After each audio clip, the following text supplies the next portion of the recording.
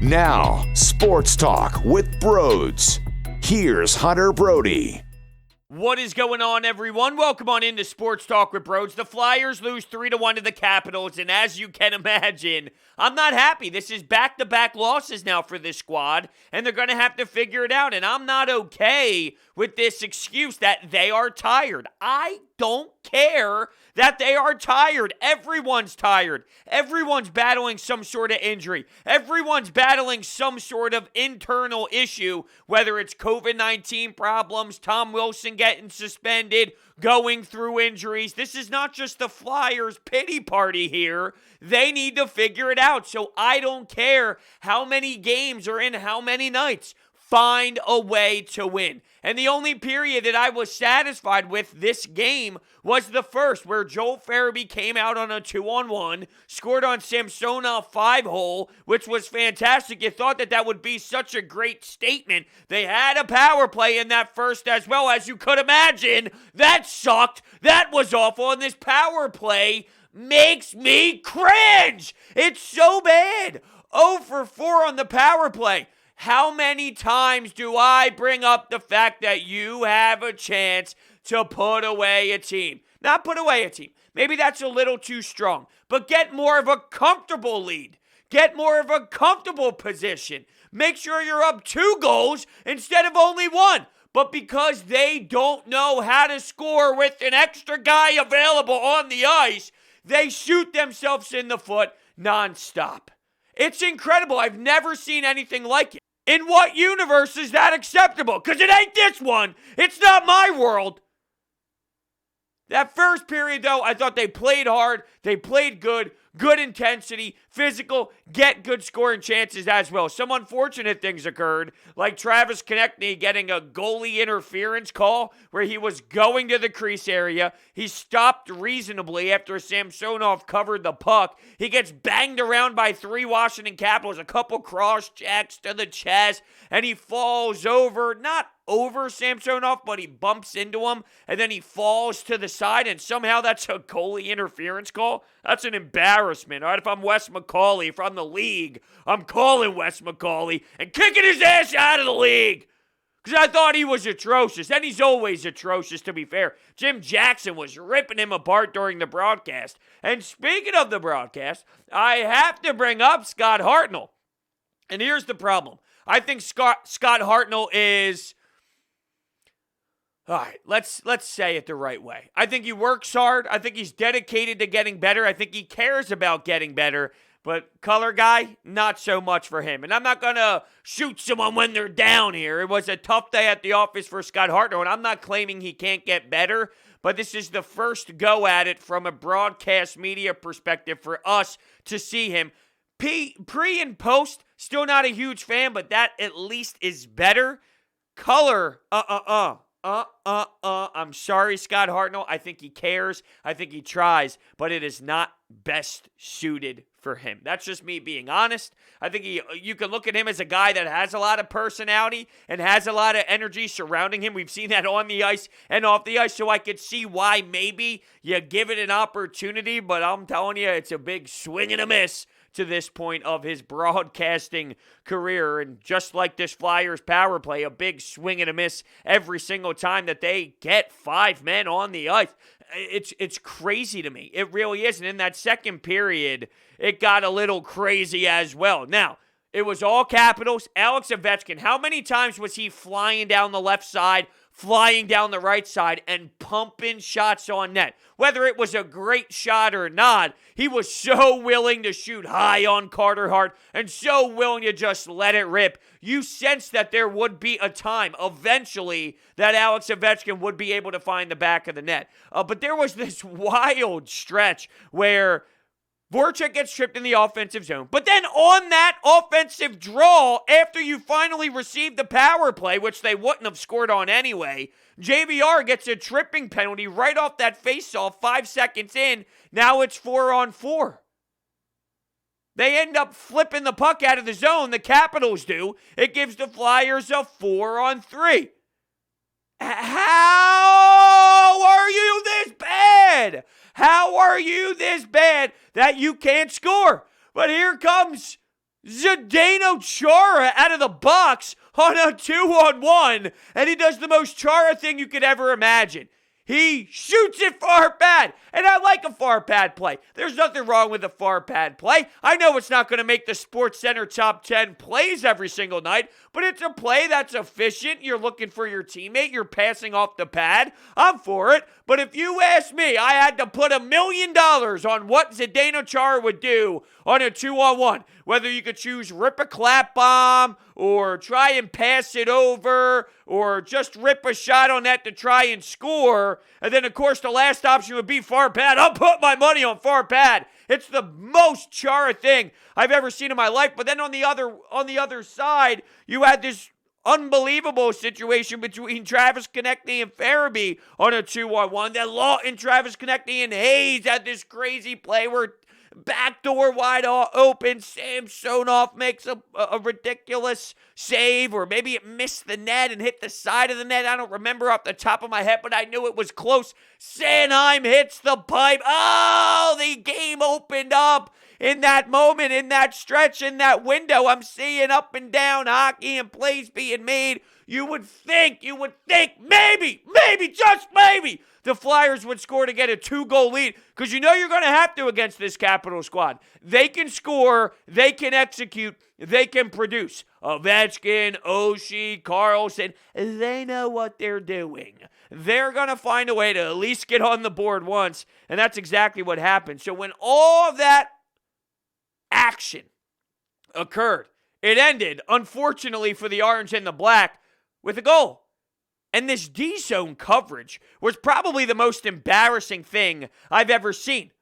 Bunnaman, I don't know if he bites on a fake drop pass by TJ Oshie out by the blue line, but he falls over and he's falling out of the zone. Sanheim's bumping into Aube-Kubel, and TJ Oshie threads the needle from the right side of the ice all the way to Alex Ovechkin wide open in the slot. How can your D-zone breakdown be that ugly and that miserable? We know it's been brutal, right? We know they fall apart with ease, but this is bad news bears type of shift. Did you see what happened to the Calgary Flames the other night, where in warm-ups guys are falling over each other and Gaudreau's throwing a backhand that hits Monahan in the face? It was a nightmare, right? Well, that was bad news bears-ish. This shift where Bunnaman's tripping over his own feet and Sanheim's tripping over Aube-Kubel and Ovi, the best goal scorer, who's going to be in the conversation with Wayne Gretzky for total number of goals. Wayne Gretzky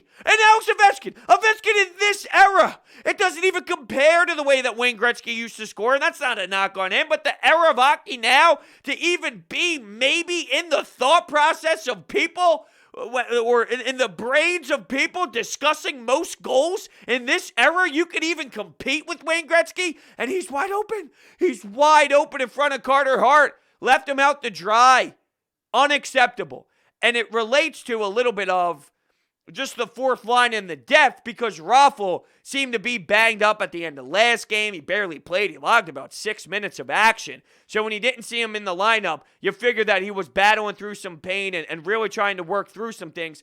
I bring that up, though, because when that fourth line is out there, that could be a Michael Raffl, which changes things. For sure, you got a veteran, more experienced guy. And not that I think Bunnaman or Aube-Kubel or I think Oscar Lindblom was also out there as well. Not that I think that they're incapable of playing, but you saw Bunnaman get faked out pretty easily by Oshie. Would that have happened if it was Raffl? Or if Raffl was in another area, maybe Sanheim and Aube-Kubel don't bang into each other, and it just changes things. That's all. I could be reaching a bit. I'm totally fully aware that I could be reaching a bit saying Raffl would have made a difference on that shift, but who knows? Maybe, just maybe, it would have happened. Right before that period ends, second period, so it was all caps in the second. I thought the Flyers looked good in the first. Carter Hart was big. They scored the opening goal with fans. Joel Farabee continues to stay hot. Let's just look at it from a Joel Farabee perspective. He continues to grow, and he continues to amaze me with all these little things and the feistiness and the speed and the determination, the grit, everything about Joel Farabee. I get more and more excited with him as the games go forward. When he wasn't playing because of the COVID-19 situation put on the list, I was bummed. He is probably my favorite Flyer to watch right now. No doubt about it. He has pretty much passed everybody on the list. Now, Giroux is always going to have a special place in my heart. No doubt about it. But in terms of just, damn, like I know what I'm getting out of Claude Giroux. We know what he can do. Joe Farabee is this new toy that is growing and adapting and developing, and he's taking these steps, he's taking these strides where it's what's Joe Farabee going to do tonight? With Claude Giroux, he has the fourth most points in a long damn time up there with Patty Kane and the best in this league for such a long window. We know what Claude Giroux is at this point. But with Joe, it's the question mark. What is he? What's he going to do tonight? What's he going to wow us with tonight? Joe Farabee was just unbelievable. But in that second period, at the end of the second, there was an icing call with just a handful of seconds left to go in the period. And JVR has his hands up as if he got to the puck first or it was close enough to call off the icing. But I disagree completely. If you go back and watch that play, he was beat to the top of the circles. This is 2021 in the NHL. That is blown and icing 100 out of 100 times. So I have no issue. Now the fans will go with the boo, which I enjoy just hearing actual fans and none of that pumped fake bullshit. It was real people, 3,100 people. It was nice to hear that. It was nice to hear the refs, you suck. Refs, you suck. That was great as well. But when you watch that play happen, when you get it out of the zone and when JVR is there 5 strides short of beating the defenseman to the top of the circle, how can you complain? How could you be upset with that? And I bring up that play. Obviously, I didn't get to the goal yet, but that happened. The icing happened. And here comes the Capitals. They executed a great play off of the faceoff. Here's my response to anyone that wants to argue that that shouldn't have been called an icing. Don't allow them to score off the draw. Couttsy gets beat on the faceoff, goes over to Carlson. Carlson comes down. Here comes Orlov coming down the other side, sneaks to the other side of the post. 1-touch 5-hole on Carter Hart. In what universe would you allow this team to be able to just do exactly what they want to do off of a faceoff draw? That's miscommunication off of the faceoff. That's not executing your defensive zone off of the faceoff. And yeah, we're how many games in and I'm still complaining about D-zone issues? Well, that's inevitable because that's where this team is. They are not good enough in their D-zone. Forward-wise, because there's forwards that have issues off of the faceoff. It's not just defensemen, but also defensively as well. Yeah, when you're running around and making errors happen, guess what? There's a problem in your D-zone by every level. And that's why when Travis Konechny was a health bomb earlier in the season, he made a statement. Alain Vigneault made a statement. Hey, you got to be able to work both ways on this ice sheet, on this ice surface, 5-on-5. You got to be able to bring it defensively as well. It's everyone involved. It's not just the D-corps. And speaking of the D-corps, I thought Shane Gostisbehere had a nice day at the office. Taking a lot of shots on net. He did finish -1, but he played 22 minutes, 6 shots on net with 2 blocked shots a couple nights in a row now where there's an empty net in play. And Alain Vigneault pulled Carter Hart with about 4 minutes to go. They were looking for 2 goals, so I'm not going to sit here and criticize the head coach for pulling a goalie too early by any means. A lot of time left on the clock, though, but I get it. You got to score. Shane Gostisbehere. Sorry, I didn't know what just went on in my head there. Shane Gostisbehere, though, blocking some shots with the empty net. And I just thought he had a strong game, putting pucks on net, taking a lot of shots, trying to generate offense, which is what his identity is. That's who he is as a player. I thought Shane Gostisbehere played a decent game. And I know he goes through some bad moments and some hideous moments. But all around to this point, I'd say I'm pleasantly surprised with Shane Gostisbehere. My problem is I don't think he should be a top 4 defenseman. I think he's a great 5-6 defenseman type player. But with where you are, you have to play him top 4 right now at times because you're in such a bad spot with your core. So I think Shane Gostisbehere has really proved to me a little bit this season. I didn't have the highest expectations, but even through the poor decision-making and the ugly turnovers and the bad gap this season, there has been stronger moments. Here's what I'll say. I anticipated seeing some ugly times, but his best times I didn't think would be how good they have been this season. I thought his good play would would be more about average, but his good play is a little bit above average, to just be 100% honest with you. So I do need to tip my cap to Shane Gostisbehere to this point. Provorov -2, JVR had a tough one for sure. Carter Hart. Where do we go with Carter Hart here? I thought Carter Hart, I don't blame him for much. In that third period, JVR and Farabee get into a mix with Chara in the neutral zone, and that allows Jansen to rip it right past Carter Hart. But it was an odd-man rush, time and space to be able to move into the zone, so much space to walk in and let one fire. I really don't blame Carter Hart much for this. It's more the product in front of him. One goal. You scored one goal. So that means you have to pitch a shutout. You're forcing your netminder to pitch a shutout. Well, come on. And I thought Carter made some big saves, timely saves, and so did Samsonov. Third period, Jake Voracek had a couple rebounds he could have put in, but Samsonov was huge. As the game went on, you saw their netminder get way more comfortable and was strong and was definitely a beast. And that was a key part of this, for sure. If you have a different night in net by the Capitals, you could be looking at a game where the Flyers scored 5 goals. I thought the Flyers could have scored more, no doubt. Samsonov stole some goals away, no doubt. But at the end of the day, I'm not going to sit here and be satisfied that the Flyers generated a nice couple of chances. I'm at the point now where the season's not new. The season's not young. Now, because of the 56-game season, it's, yo, you got to win. We can't be playing around. You are going to be battling with the Boston Bruins, the Washington Capitals, the Pittsburgh Penguins, the New York Islanders. There's a chance you slip, and you slip far off of this 4-team window. Now, I don't think it's going to be anything crazy, but you don't want to be outside looking in. You're going to be in the conversation for the rest of the season, I would imagine. You might be 5, you might be 6, you might be looking up, but I don't want that. Don't allow that to happen. And then I go back to when I say that, is that wrong by me? Knowing their flaws, knowing their issues, is it wrong for me to demand them to not be in 5th or 6th and looking up?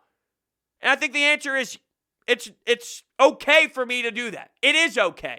Because the Penguins, they're not the Penguins of old. As much as the Flyers have problems, so do other teams. The Penguins have issues, okay? Trust me. They picked up Mark Friedman for a reason. They don't really know what's in net, and it's very up and down. Now, they have moments where Jari looks to be that guy and he plays strong, but there's been this revolving door in between the pipes ever since the Fleury Matt Murray debacle. The Islanders, they have problems as well. They have issues as well. Great scheme. Bought into the coach. Not the perfect team.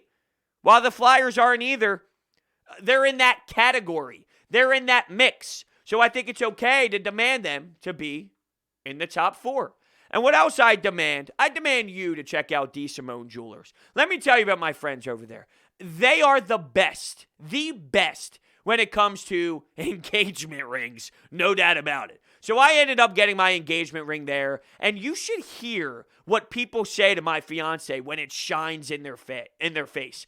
Damn, where did you get that? What does your fiance do? Because that thing is sexy all the time. Walmart, Target, Applebee's, ShopRite, Wawa, Acme, anywhere in the world. It's the same response. And if you only knew how much I spend, they are incredible when it comes to beating out competitors. And why is that? Well, because they customize and manufacture every ring they make from start to finish on location, which is a big reason why they're able to beat competitors' prices. They are a family-owned business with over 40 plus years of experience. They moved from Jewelers Row to Haddonfield, New Jersey. They don't use sale tactics. They just show you options and educate their customers, and they treat their customers like family. I've sent so many family members in their direction, and I get the same response every single time. Brodes, this is amazing. This is the best thing you've ever done for me. And I go, I know, I told you. I tried telling you. And I'm telling you right now as well. Go to DeSimone Jewelers. Tell them Brodes sent you. All their information is down below in the description.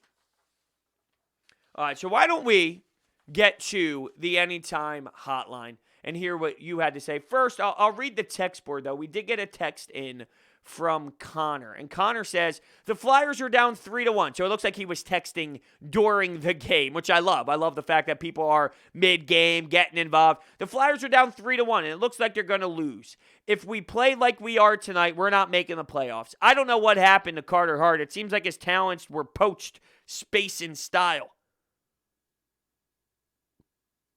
His talents were poached, space and style. I was thinking that his talents were poached, space jam style. Maybe that's what he was going for. That's why I stopped there for a couple seconds. I think we're getting the memo here with Connor, and I just don't know if I can sit here tonight after that performance and get all in on Carter Hart. Was he perfect in all of these goals? No. But your Flyers team, the Flyers in front of him, scored 1 goal. So to demand him, when there were D-zone problems for 2 of those goals in front of him, to blame him for the outcome, I think is unfair. Your team in front of him let him out to dry twice. Orlov wide open, who one-touched it 5-hole on him, and Alexander Ovechkin wide open when guys are falling over the ice. That is such an issue that you need help. You need help if you're Carter Hart. I'm sorry. And that third goal was a rip. And when you have issues in the neutral zone and you have Chara feasting up on JVR and Joel Farabee, and I know AV after the game said he thought there should have been a call there. Look, stop. Stop. Just like with the icing. Stop. JVR decided to give him a couple how-do-you-dos, which I appreciate stepping up for your teammate. I appreciate standing up for Joel Farabee, but you can't just forget about getting back into the play. You let a guy who hasn't scored in 2 damn years get such a wide open scoring chance. Get your ass back in the play. That's what I would be more upset about, not the missed call. It is what it is. Get up and start back checking, because if you don't, look what happens. Now you're down 3-1. All right, so let's take some calls here. As a Flyers fan, what frustrates me the most about that game is the fact that we saw the Penguins have their first game home, and what did they do? They beat the crap out of us with their first game with fans back. And for us, with our first game with fans back, we got floored.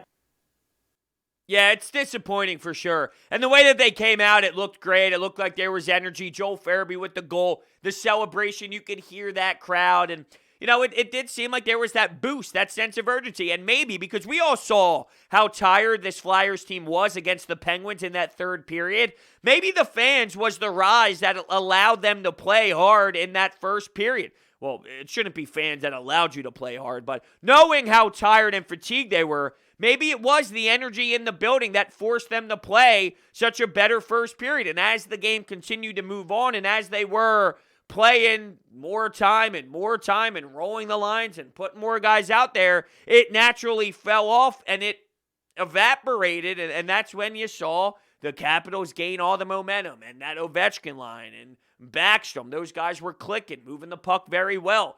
As that energy rush, that first initial adrenaline with 3,100 in the stands, as that wore off, you came back to, hey, we are a tired and fatigued team.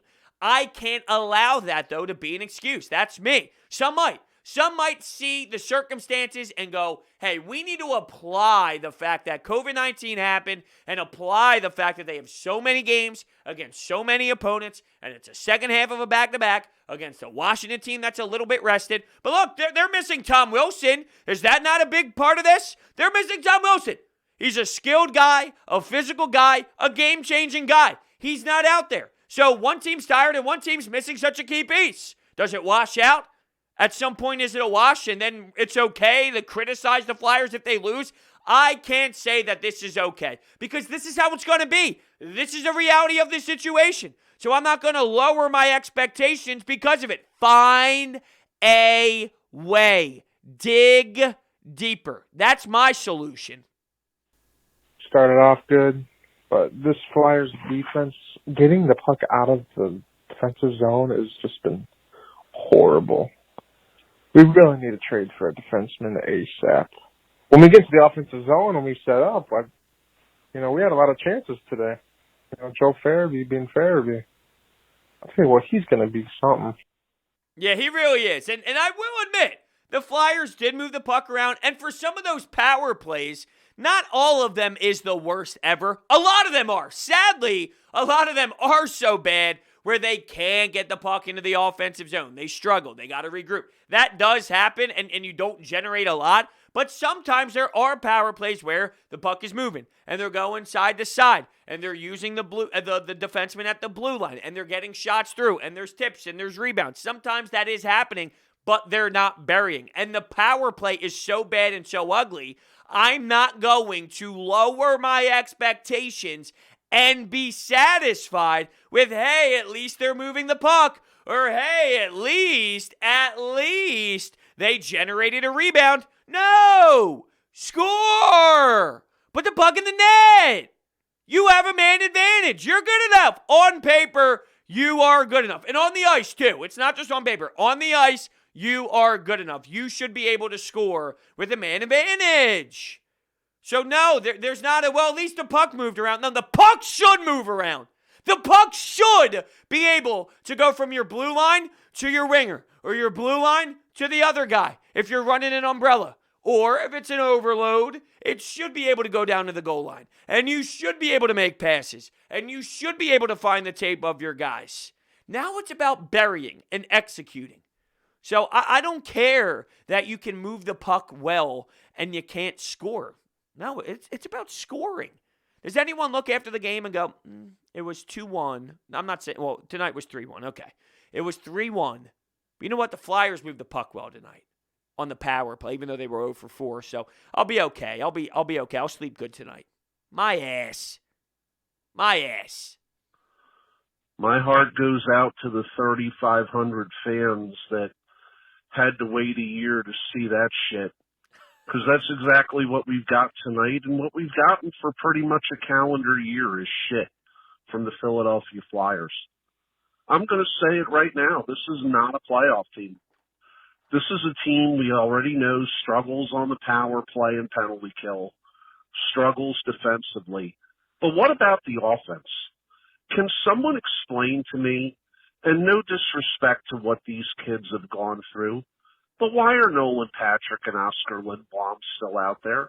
What are they contributing? Do you even notice them on the ice? And Travis Konechny, I mean, I know he had some chances tonight, but you got to start putting those in the net. I mean, I remember when I was younger, the Flyers made a trade one year and acquired John LeClair and Eric Desjardins in the same trade. And I'm thinking that this is the only thing that can save this team. If Chuck Fletcher can pull off one of those type moves, and you may have to use a Konechny to get it done. Whoa, I don't know if they're going to do that. But there is a move that everyone is talking about in Ekholm. And there is a team that is ready to move on from some guys, which is the Nashville Predators. So when you say that, and I think about a forward and a defenseman, and by no means am I putting them in the same category, but Forsberg and Ekholm could be two names that maybe could be packaged together. But keep in mind, with the Kraken involved, there is this new dynamic added to such a big trade. You now have to be concerned about what does this mean when there is this expansion draft coming where you might lose some guys who that is important to add. And I want to touch on some guys. So Oscar Lindblom. Before Oscar Lindblom had that great season a couple years ago, was it last? Yeah, I guess it was last year at this point. He was one of those guys where it was Law in Lindblom, and I kind of laughed at them, chuckled at them. Oscar Lindblom, really? And then he came out to this awesome season, and unfortunately everything happened that happened to his life, but he has been such a great battler, beat it, and I commend him with everything I have. Hallelujah. So happy for him. Thank you, God, for allowing him to beat that, right? I mean, it's truly an amazing journey, and it's awesome to see him beat that and continue to play hockey at the NHL level. But prior to the year that he had such a good season, I was questioning, what is this guy, all right? Who is this kid? What is he really? And I never thought it was what he gave us. And now you're seeing him again, and I just wonder, Was I right? Was I right prior to him having that nice season where he was scoring some goals? And let's be realistic. When Oscar Lindblom had some nice stats, and it's not the only way to score. JVR's not a sexy goal scorer. But when he would score goals and when he would get on the board, it wasn't anything crazy. It wasn't anything ridiculous. It wasn't anything like, oh, Oscar Lindblom just had some goals and the puck found his stick and all. I just wonder, is Oscar Lindblom, what we're seeing now, is that who he really is? And what he did that season where he scored a bunch of goals and had some nice points, that's more of the outlier. Because heading into that year, I'm like, come on, what do we see in Oscar Lindblom? Now, I said the same about Lawton, and I think Lawton has definitely surpassed my expectations, thought he was a grinder, thought he was a fourth-line guy. So I think he has earned a little bit more of my respect, and I give him a little bit more of a leash than Oscar Lindblom. But that from Lindblom is not okay. Nolan Patrick sucks. I mean, it is a reality of the situation. We try to convince ourselves over and over again that Nolan Patrick could be something because we see spurts once every 32 years. But he stinks. All right, it's what it is. He's not that great. He has a role in the NHL. I don't think that he can't play in the NHL, but he might be a fourth, third-line guy at best. Something like that. Well, guess what? If that's the case, maybe you try something else because you took him at the second overall pick. And keep in mind, that draft stunk. All right, Nico Hischier, who's the captain, but it's not like he's some wild point producer and some best goal scorer type of guy. That draft sucked. The draft sucked. And Nolan Patrick is not that great of a hockey player, sadly. Travis Konechny, I'm stuck with him. I don't really know how to feel because he's hitting crossbars left and right. He's getting some great chances, and he's not burying. I don't know who he is, and I need more time to figure it out. But we've seen what his ceiling could possibly be, and his ceiling is top tier. His ceiling is fantastic. So I'm not ready to give up on him yet, but this is a low for him. This is a big-time low, and I need to see him try and continue to work out of it. And I want to see what happens when he pots one on the board. If he pots one in there, will the floodgates open? And will he go on a game streak of maybe 4 points in 5 games or 7 points in 8 games? Will that allow him to just get that swagger back? I'm willing to find out and see. I'm not ready to just say, hey, we got to get rid of Travis Konechny. But if you mentioned getting out and getting a Leclerc Desjardins type duo. Well, of course, if you're getting something that impressive in return, then yeah, everything is on the table. I do need to let you know, though, about my friends over at Orbit Energy and Power. And with over 20 years of experience in the industry, they are home to your solar experts in residential and commercial projects. They are dedicated to making sure that your project is completed easily and properly by using high-quality materials and trained professionals to get the job done right. Their solar program eliminates your electric bill completely by offering flexible financing solutions such as $0 down. There's no risk and no need for investment. They also provide water purification systems, backup energy services, battery storage, and more. So check out their information. It is all down below. Thank you guys so much for listening, and I will see you next time.